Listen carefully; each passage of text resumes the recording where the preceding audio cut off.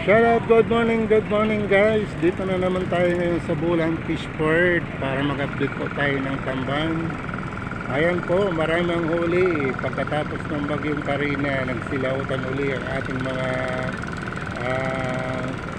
naglalaot. Ayan po, so marami pa huli ngayon. Ayan po guys, pinapakita ko po sa inyo guys yung mga dumadating galing po sa laot. So napakaganda po ng panahon dito sa Bulan, Sorsogon. Ayan po, shout out po sa ating mga subscribers, sa ating mga viewers dyan. Good morning po. Update lang po tayo sa Tamban Sardines. Ayan po, good morning. Good morning. Ayan po, dami na namang tamban sa Fishport. Kan tayo malipat na ba?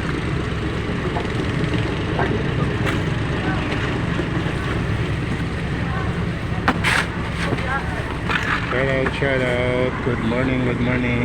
Kumusta na kayo dyan? Dami namang tamban sardines pagkatapos ng bagyong Karina.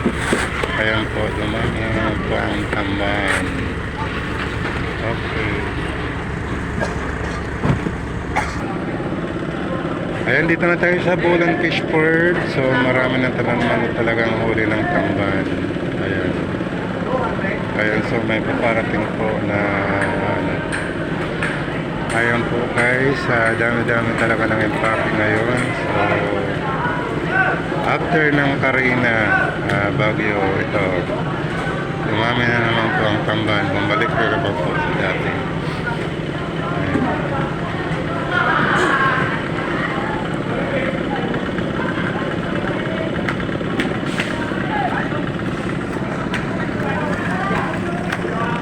Ayan po guys, may bagong dating. Ayan, galing sa Lao.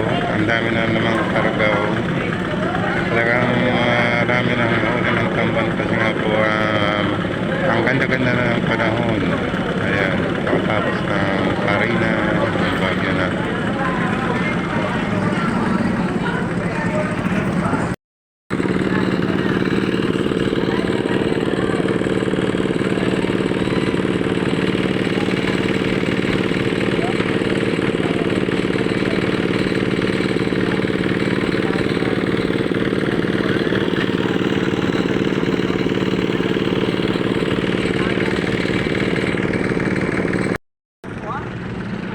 Ayan, may bagong dating guys. Ayan, may huli silang limang banyera galing sa laot. So hindi na po lugi kasi medyo mahal ngayon ng Tamban Sardines.